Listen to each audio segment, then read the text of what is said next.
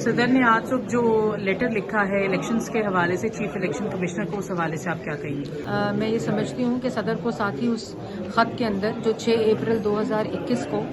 Vote of no confidence کے بعد آئین شکنی ہوئی تھی اسپیکر سے، ڈپٹی اسپیکر سے، صدر پاکستان سے، جو عمران خان صاحب نے کرائی تھی اسمبلیز کو ڈیزالو کر کے، ذرا اس کے اوپر بھی تھوڑا سا لیٹر لکھ دیتے الیکشن کمیشن کو، اور یہ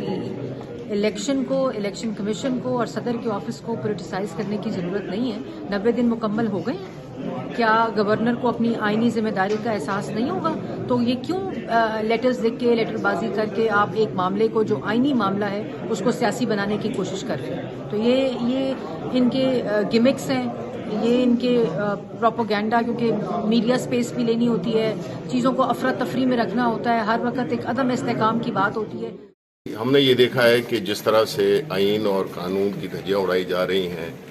جس طرح سے چیزیں ہو رہی ہیں، تو ہم نے بھی لکھا تھا صدر پاکستان کو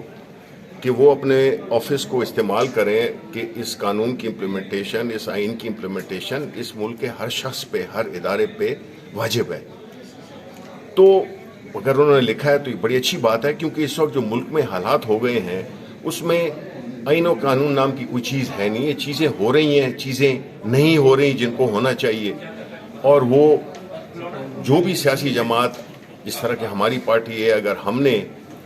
کوئی بھی اپنی حکمت عملی بنائی ہے تو وہ ظاہر ہے ہم نے قانون اور آئین کو دیکھ کے بنائی ہے۔ یہ تو وہی بات ہے کہ 5 دن کا ٹیسٹ میچ ہے اور آپ چوتھے دن ڈکلیئر کر دیتے ہیں، اور 5ویں دن جو مد مقابل ہے وہ کھیل نہیں سکتا، وہ کہتا ہے 6 دن پہ لے جائیں، 7ویں دن پہ لے جائیں۔ یہ رولز اجازت نہیں دیتے ہیں۔ لوگ بڑی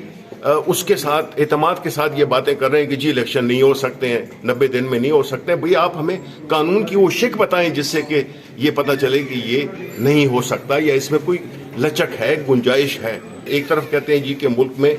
دہشت گردی ہے تو الیکشن نہیں ہو سکتے، دوسری طرف جو ہے تو 35-36 حلقوں پہ الیکشن اناؤنس کیے ہیں پورے ملک میں۔ تو یہ کیا تضاد ہے؟ یہ کھیل کھیلنا چھوڑیں، ملک تباہ ہو رہا ہے۔